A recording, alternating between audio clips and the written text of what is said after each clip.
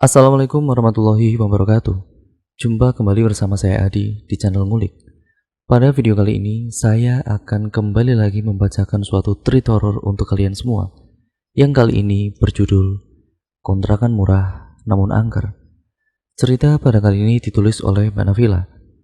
Nantinya, kalian juga bisa mengunjungi treat beliau secara langsung. Daripada lama-lama, daripada kita penasaran juga bagaimana ceritanya, kita langsung saja menuju ke ceritanya. Mari kita simak ceritanya baik-baik.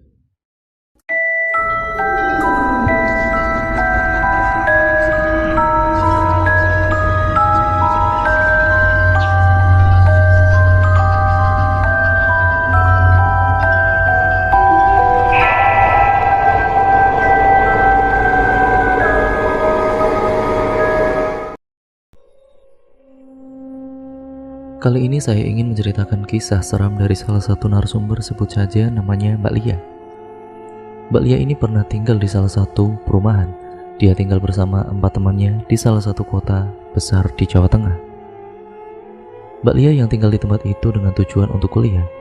Mbak Lia serta temannya ini tidak tahu menahu bagaimana kisah kelam dari rumah kontrakan yang ditinggali itu. Dari cerita Mbak Lia yang sudah menempati rumah tersebut hampir 3 bulan lamanya. Nah, selama 3 bulan itu mengalami hal-hal yang mistis. Awal ceritanya Mbak Lia dan juga teman-temannya itu mencari kontrakan untuk disinggahi selama menempuh studi di universitas kota tersebut. Awalnya dia memilih tempat tersebut itu karena salah satunya harganya sangat murah. Dengan kondisi rumah yang cukup besar dengan 3 kamar yang digunakan oleh keempat temannya itu cukup. Di belakangnya juga ada kamar mandi yang bersih serta halaman rumah yang sangat luas. Dengan harga yang relatif murah untuk satu rumah itu dikontrak 1 tahun. Selama beberapa hari mereka menetap di kontrakan itu, tidak ada kejadian apa-apa sampai 1 minggu di awal mereka tidak merasakan hal-hal yang aneh. Akan tetapi, setelah 1 minggu lebih, Mbak Lia sering mendengarkan suara ketukan pintu di jam 11 dan jam 1 malam. Saat kejadian itu, Mbak Lia yang baru selesai mengerjakan tugas kuliahnya, jam 11 malam ketukan pintu itu kemudian didengarnya. Ini siapa sih? Jam segini kok bertamu? Iya bentar. Saat melangkahkan kakinya untuk membuka pintu rumah akhirnya dibuka dan sama sekali tidak ada orang di depan kontrakannya. Siapa yang ketuk? Kok benar-benar gak ada orang sih? Apa warga yang sedang ronda ya? Udahlah, lebih baik aku tidur. Mbak Lia yang akhirnya menyusul teman-temannya ke alam mimpi. Namun saat pukul 1 malam, ketukan itu terdengar kembali. Awalnya tidak terlalu keras, tapi di 3 kali ketukan itu semakin keras didengarnya. Astagfirullah, siapa itu jam segini ketuk-ketuk pintu? Mbak Lia yang mendengar ketukan itu berulang kali mencoba membangunkan temannya. Suci, bangun Ci. Itu siapa yang ketuk-ketuk pintu jam 1 gini? Siapa sih? Masih pagi juga. Ayo anterin ke depan. Barangkali ibu kos atau siapa. Keduanya ini membuka pintu, namun lagi dan lagi tidak ada orang di depan kontrakannya. Sampai dicari di sudut rumah, di depan halaman pun dicek semuanya, tapi sama sekali tidak ada tanda-tanda keberadaan orang yang datang. Loh, kemana orangnya? Tadi ngetuknya semangat benar. Nah ini giliran dibukakan pintunya kok nggak ada orang sama sekali. Ya udah yuk, lanjut tidur lagi. Esok harinya saat mereka ini berangkat kuliah, mereka mencoba menanyakan ke salah satu satpam yang memang tugasnya itu keliling di perumahan tersebut setiap malamnya. Pak, mohon maaf Pak, apa tadi malam Bapak yang mengetuk pintu kontrakan saya? Maaf Mbak, saya tadi malam sama sekali tidak mengetuk pintu kontrakan Mbak. Emangnya kenapa ya? Tadi malam itu antar jam 11-an dan juga jam 1 dini hari ada yang mengetuk pintu berulang kali. Tapi saat saya dan juga teman saya membuka pintu rumah tersebut, sama sekali tidak ada orang Pak. Pak Satpam yang mengakui kalau dirinya tidak pernah mengetuk pintu kontrakan yang Mbak Lia dan temannya tempati. Mbak Lia akhirnya yang merasakan kejanggalan dengan kontrakan itu. Sementara menurut Mbak Suci, yang mengetuk pintu itu dari si pemilik kontrakan, mungkin dengan tujuan kalau kita itu sudah istirahat apa belum. Mereka berdua yang satu kamar itu mulai merasakan kejanggalan. Suara ketukan pintu yang sering terdengar setiap malam dan di jam-jam tertentu. Hampir 3 minggu mereka menempati kontrakan itu. Saat Mbak Lia ini hendak ke kamar mandi, dia sebelumnya itu mendengar seperti ada suara keran air yang benar-benar seakan-akan mengisi kolam untuk mandi. Suara keran itu terdengar jelas kira-kira jam setengah 11 malam, tapi melihat 2 pintu kamar mandi itu terkunci rapat, dan Mbak Lia sempat mencari tahu apakah kamar itu habis digunakan temannya atau tidak. Tapi kamar mandi itu jelas-jelas kering, air kolam pun benar-benar kosong. Waktu itu Mbak Lia yang mulai berpikiran aneh-aneh. Apa jangan-jangan di sini ada hantunya? Apa jangan-jangan di sini rumahnya angker? Karena mereka tidak tahu bagaimana rumah itu berdiri dan tentang cerita di balik rumah itu, Mbak Lia juga tidak tahu.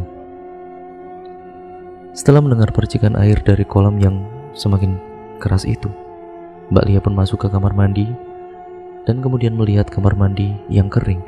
Tanpa pikir panjang, Mbak Lia langsung lari menuju kamar tidur. Mbak Suci yang sedang istirahat, yang sudah tidur dibangunkan. "Suci, Ci, bangun. Kamu dengar gak? Ada suara air keran yang mengisi kolam, tapi tidak ada bekas orang yang masuk kamar mandi itu. Lantai juga kering dan kolamnya kering. Kalau ada yang masuk ke kamar mandi, pasti ada bekas basah-basahnya di lantainya, tapi itu tidak basah sama sekali." "Kamu mau ngapain emangnya ke kamar mandi?" "Iya, mau ke belakang, aku ingin buang air besar. Ayolah, anterin aku." Akhirnya Mbak Suci yang masih mengantuk kemudian terbangun mengantarkan Mbak Lia ke kamar mandi. "Suci, tungguin ya, jangan kemana-mana, di sini aja." Mbak Suci yang berada di depan kamar mandi dengan kantuknya, sementara Mbak Lia yang berada di dalam kamar mandi buang air besar, mendengar suara auman hewan buas dengan suara geraman. "Suci, kamu ngapain menggeram kayak gitu?" "Apa sih? Orang aku ngantuk gini, ngapain geram-geram tidak jelas?" "Aku balik ke kamar ya, ngantuk ini." Tunggu, bentar lagi." Suara teriakan Mbak Lia yang tidak digubris oleh Mbak Suci karena rasa kantuknya yang tidak bisa ditahan lagi. Mbak Lia yang berada di kamar mandi sendiri semakin jelas mendengar auman hewan buas. Saat suara itu sudah tidak terdengar lagi digantikan dengan suara ketukan pintu. Iya, bentar." Saat Mbak Lia membuka pintu kamar mandi, loh, kok nggak ada orang? Mbak Lia yang keheranan dengan keadaan rumah yang dirasa sangat aneh, dan buru-buru Mbak Lia ini balik ke kamarnya. Setelah mengalami hal-hal yang aneh selama 3 minggu dan kejadian aneh yang lainnya pun terus menghantui Mbak Lia, yang membuat Mbak Lia tidak betah tinggal di rumah kontrakan itu. Sampai hal yang tidak bisa dinalar pun membuat Mbak Lia semakin heran dengan rumah yang ditempati ini. Setiap malamnya suara ketukan selalu terdengar, entah itu di pintu depan, di pintu samping, di pintu belakang, sampai di pintu kamar. Di setiap kali membuka pintu, di depan pintu itu tidak ada orang. Suasana rumah yang dingin lembab seperti tidak ada pancaran sinar matahari yang masuk ke dalam rumah itu. Keanehan dan juga kejanggalan terus-menerus dirasakan oleh Mbak Lia. Selama 1 bulan lamanya, suara hewan buas selalu terdengar di setiap malamnya. Suara aneh, suara ketukan pintu pasti terdengar di jam-jam tertentu, seperti jam 11 malam, nanti dilanjut lagi jam 1 dini hari, dan jam 3 dini hari. Nah, satu waktu di mana Mbak Lia sedang ada di kamar sendirian, Mbak Lia itu seperti mendengar jeritan dan tangisan seorang anak dan seorang ibu-ibu. Suara jeritan dan tangisan itu seperti orang yang sedang disiksa. Astagfirullah, suara apa itu lagi? Siapa yang menjerit malam-malam gini? Sampai 3 hari berturut-turut suara itu selalu terdengar. Mbak Lia berpikir itu anak tetangganya yang menjerit, tapi di keesokan harinya Mbak Lia yang menanyakan kepada tetangga, katanya tidak ada satupun yang menangis atau yang menjerit pada kala itu. Justru mereka mengatakan, "Mbak Lia tinggal di rumah itu?" Tanya tetangga yang rumahnya tepat di sebelah rumah yang ditempati oleh Mbak Lia. Sebut saja namanya Bu Ani. Iya Bu, kenapa ya? Emangnya kamu tinggal di rumah itu sudah berapa lama? Oh, sudah 1 bulan lebih Bu. Emang kenapa ya Bu? Ya, percaya atau tidak percaya ya, rumah itu dulunya pemiliknya itu melakukan pesugihan. Maksud ibu gimana? Yaitu, orang yang bersekutu dengan iblis dan semenjak semua keluarganya meninggal dunia, rumah itu diserahkan kepada adiknya, tapi adiknya sendiri tidak mau menempati rumah tersebut. Jadi, rumah itu hampir tidak dihuni selama 3 tahun lamanya, dan itu sudah lama kosong. Mbak Lia yang mendengar informasi dari Bu Ani ini merasa takut. Rasa cemas pun muncul tiba-tiba di pikirannya. Nah, saat waktu ketika Mbak Lia ini sudah tahu bahwa dia dan teman-temannya itu menempati rumah bekas pesugihan. Di malam harinya, Mbak Lia ini mendengar suara hewan buas yang mengaum dengan kerasnya. Tapi sebelum hewan buas itu mengaum, Mbak Lia mencium bau yang sangat menyengat, seperti bau bangkai yang sudah membusuk berhari-hari. Bukan hanya di satu tempat saja, tapi hampir setiap sudut rumah itu berbau bangkai. Tapi yang bikin aneh lagi saat dicari di mana asal bau itu, bersama dengan teman-temannya tidak ketemu-temu. Sampai beberapa hari bau itu tercium. Dan saat Mbak Lia dan juga Mbak Susi ini istirahat di dalam kamarnya, decitan pintu terdengar dan tiba-tiba muncul sosok yang sangat mengerikan yang membuat Mbak Lia dan juga Mbak Susi langsung terlonjak kaget, buru-buru bangun keluar dari pintu kamar dengan teriakan. Keduanya langsung mendobrak pintu dan keluar dari kamar. Sosok tinggi besar berbulu lebat, mata yang melotot tajam dengan warna merah yang menyala, secara tiba-tiba muncul di hadapan keduanya. Tolong, tolong, ada hantu, tolong. Temannya yang berada di lain kamar yang mendengar teriakan dari Mbak Lia ini langsung bergegas keluar. Kamu kenapa? Ada apa? Ada apa? Itu di kamarku ada hantu. Karena rasa tidak percaya, temannya Mbak Lia itu mencoba melihat keadaan di dalam kamar yang dihuni oleh Mbak Lia dan juga Mbak Suci. Saat mereka menengok kamar yang dihuni Mbak Lia dan Mbak Suci, tidak ada apa-apa. Semua baik-baik saja seperti kamar pada umumnya. Mungkin sosok itu meninggalkan jejak hanya untuk Mbak Lia dan Mbak Suci. Karena saking takutnya, akhirnya mereka meminta tidur bersama berlima dengan beralaskan tikar seadanya, karena kasurnya tidak cukup untuk berlima. Dari kejadian itu, rumah itu seperti benar-benar sudah tidak layak dihuni lagi.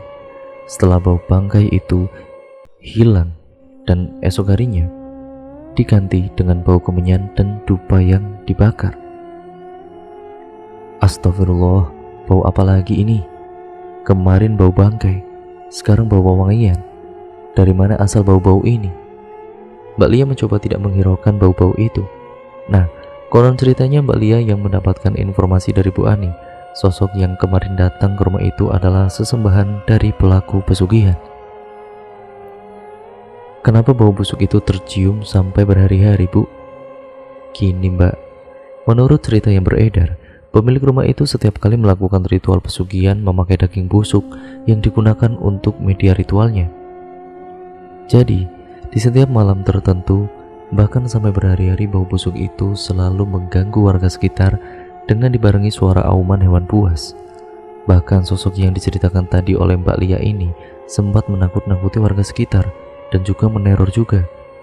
Dan yang lebih mengenaskan lagi, istrinya itu sempat meninggal di tempat karena melihat sosok itu. Ibu tahu dari mana kok istrinya bisa meninggal dunia? Kabarnya setiap siapapun yang melihat dan ditakut-takuti oleh sosok itu yang berwujud hitam besar yang sangat mengerikan pasti akan meninggal dunia, karena itu sebagai perantara si pelaku pesugihan mencari tumbal. Dengan teganya si pelaku pesugihan itu menumbalkan istrinya sendiri. Nah, selang 1 tahun anaknya pun dijadikan tumbal. Makanya kamu hati-hati ya tinggal di rumah itu. 2 bulan sudah Mbak Lia tinggal di rumah kontrakan itu. Mereka bingung, uang kontrakan untuk 1 tahun sudah mereka bayar, dan baru 2 bulan mereka menempati rumah itu. Jika tidak pindah, suasana rumah yang sangat mencekam, suasana dingin yang selalu datang tiba-tiba, dan suara-suara aneh selalu didengarnya yang secara tiba-tiba datang. Dan terkadang jam 1 malam, terkadang jam 3 malam itu, yang membuat teman-temannya Mbak Lia merasakan sangat ketakutan. Hal yang lebih parahnya lagi, setelah hampir 3 bulan mereka tinggal di kontrakan itu, yang dialami salah satu temannya Mbak Lia, yaitu Mbak Suci. Mbak Suci ini mengalami kesurupan. Mbak Suci yang kesurupan dengan teriakan, jeritan, dan tangisan membuat Mbak Lia dan juga teman-temannya bingung harus meminta tolong kepada siapa. Mbak Lia yang teringat akan Bu Ani, dia bergegas keluar rumah menuju ke kediamannya Bu Ani untuk meminta pertolongan. Bu, Assalamualaikum, Bu. Waalaikumsalam. Iya, kenapa Mbak? Tolong Bu, tolong. Teman saya ada yang kesurupan Bu. Astagfirullah, yang bener aja kamu. Iya Bu, saya nggak bohong. Dari tadi teman saya itu teriak-teriak gak jelas Bu, dan juga menangis meronta-ronta. Ketika Mbak Lia mengucapkan seperti itu, kebetulan ada tetangganya Bu Ani yang lewat di depan rumah. Pak, saya minta tolong Pak, tolong panggilkan Pak Ustadz Imam ke sini sekarang juga. Loh, ada apa emangnya Bu? Ini ada anak kuliah yang ngontrak di rumah samping itu mengalami kesurupan. Astagfirullah. Iya Bu, tunggu sebentar. Dengan mengayuh sepedanya, tetangganya Bu Ani ini memanggil Pak Ustadz Imam. Hanya membutuhkan waktu 5 menit, akhirnya pun beliau sampai di depan rumah Pak Imam. Assalamualaikum Pak Imam. Waalaikumsalam. Kenapa Pak? Ada apa? Mohon maaf Pak, saya mengganggu waktu istirahat Pak Imam. Itu ada orang yang mengontrak di kontrakan depan itu mengalami kesurupan Pak. Astagfirullahaladzim. Iya, ya sudah, kalau begitu ayo kita segera ke sana. Pak Imam segera kemudian menuju ke sana, ke kontrakan itu tentunya. Sementara Mbak Lia dan juga Bu Ani menunggunya di depan rumah. Tidak berselang lama, akhirnya Pak Imam sampai dan juga segera melihat kondisi Mbak Suci. Temannya yang menjaga Mbak Suci ini benar-benar bingung. Yang mereka harus bagaimana sementara kondisinya Mbak Suci semakin tidak jelas saja. Matanya melotot, meronta-ronta, menjerit, menangis, kadang diam, kadang menangis, dan kadang menjerit lagi. Kesurupannya itu seperti orang yang tersakiti, merenung di pojok ruangan, nanti tiba-tiba tertawa sendiri seperti orang gila, tapi nyatanya itu kesurupan. Dan mereka semua sampai kebingungan sampai datangnya Pak Imam. Pak Imam yang mencoba untuk menenangkan Mbak Suci.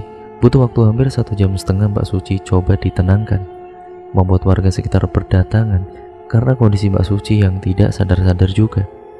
Dia masih menjerit, masih meronta-ronta. Sementara Pak Imam masih membacakan ayat-ayat ruqyah terus-menerus, dibacakan sampai hampir 2 jam lamanya, sampai akhirnya Mbak Suci jatuh pingsan. Mbak Lia dan juga ketiga temannya hanya bisa menangis, bingung harus bagaimana lagi. Tolong kami Pak, kami harus bagaimana ini? Sudah, tenang saja, tenang. Sudah, serahkan saja sama Pak Imam. Tenang, jangan menangis, ujar Bu Ani. Sementara tetangga sekitar yang memang ikut melihat keadaan Mbak Suci yang kesurupan itu pun ikut khawatir karena baru pertama kali ini bagi mereka semua melihat orang kesurupan yang susah ditangani. Tubuh Mbak Suci masih dirasuki oleh sosok gaib. Pak Imam mencoba menanyakan, "Siapa kamu? Siapa di balik tubuh Mbak Suci ini? Siapa kamu yang masuk ke dalam tubuh Mbak Suci?" Dan sosok itu mengatakan, "Saya penunggu rumah ini, sekaligus pemilik rumah ini. Dan saya adalah istri dari pemilik rumah ini. Saya adalah orang yang ditumbalkan karena keserakahan suami saya." Sontak saja mereka semua yang berada di ruangan itu kaget. Akhirnya warga sekitar pun tahu bahwa benar-benar nyata kalau di rumah itu pernah digunakan untuk sebuah ritual pesugihan. Tapi karena adanya kesalahan yang membuat satu keluarga itu semuanya meninggal dunia, tidak ada satupun orang yang terselamatkan. Semenjak kejadian itu, Mbak Lia dan teman-temannya, mereka masih khawatir, masih takut akan kejadian itu terulang kembali. Mereka pun bingung harus bagaimana, mau meninggalkan kontrakan itu atau tidak, Karena si pemilik rumah itu tidak ada di rumah karena mereka sedang ada di luar kota, sedang menjenguk keluarganya. Sampai hampir 1 bulan setelah kejadian itu, mereka masih menunggu pemilik rumah itu pulang agar mereka itu bisa pamitan untuk meninggalkan tempat yang mereka huni ini. Karena tidak mungkin ditinggalkan begitu saja tanpa pamitan. Mereka menginginkan agar pamitan secara baik-baik. 1 bulan itu, banyak kejadian yang membuat Mbak Lia dan teman-temannya itu sangat ketakutan. Mbak Lia yang melihat ada satu lemari yang tidak disingkirkan oleh adik pemilik rumah itu. Lemari tua yang selalu mengeluarkan bunyi seperti barang bergerak klotak-klotak. Yang membuat Mbak Lia enggan menempati kamar itu sampai 2 bulan. Setiap ke kamar mandi, mereka harus berbondong-bondong saling mengantar satu sama lain. Saat mereka ingin pergi, mereka pergi semua. Tidur ya, tidur bareng-bareng. Setelah Mbak Suci itu mengalami kesurupan, mereka itu ngumpul di satu kamar, rela tidur di lantai daripada tidur di kamar sendiri-sendiri, yang membuat mereka sangat ketakutan. Saat mereka ingin istirahat, Mbak Lia mendengar ada tapak kaki, langkah kaki yang jelas-jelas didengar oleh kelimanya. Diam-diam, suara apa itu? Sumpah, suara apa lagi itu? Kelimanya saling berpelukan untuk mengurangi rasa takut itu. Singkat ceritanya, adik pemilik rumah yang mereka tunggu akhirnya pulang. Di jam 11 malam, mereka itu mendengar suara ketukan pintu lagi. Mereka kemudian berbondong-bondong menuju pintu depan. Alhamdulillah, akhirnya Bapak pulang juga. Besok saya dan juga teman-teman saya mau pamit, Pak. Ada apa, Mbak? Kok pindah? Ditanya sama pemilik rumah itu. Pokoknya kami besok mau keluar dari rumah ini, Pak. Ya emangnya kenapa sih, Mbak? Bapak itu tahu enggak, Pak? Ini teman saya Mbak Suci itu mengalami kesurupan, Pak. Dia kesurupan sosok penunggu rumah ini, yaitu istri dari suami pemilik rumah ini, yang dulunya melakukan ritual pesugihan dan menumbalkan istrinya sendiri. Pemilik rumah itu mendengar apa yang dirasuki oleh kakak iparnya itu, akhirnya mengizinkan mereka pergi. Karena rumah itu dulunya digunakan untuk ritual pesugihan oleh kakak kandungnya, dan ternyata sampai sekarang ini meneror siapa saja dan setiap siapapun yang menempati rumah itu. Dari cerita ini semoga menjadi pembelajaran untuk kita semua agar setiap kita menempati rumah dimanapun itu, agar kita selalu berhati-hati dan selalu berdoa meminta keselamatan kepada Allah Subhanahu wa Ta'ala. Dan cerita pun akhirnya selesai sampai di sini ya teman-teman. Terima kasih untuk kalian semua yang sudah menyimak video kali ini. Jangan lupa untuk kalian like, komen, dan share video kali ini sebanyak-banyaknya. Dan jangan lupa pula untuk kalian klik tombol subscribe serta nyalakan tombol lonceng notifikasinya agar kalian tidak ketinggalan video terbaru selanjutnya dari channel ini. Sekian, terima kasih. Kurang lebihnya mohon maaf apabila banyak kesalahan ataupun narasi saya yang mungkin kurang jelas dalam membacakan narasi video kali ini. Wassalamualaikum warahmatullahi wabarakatuh.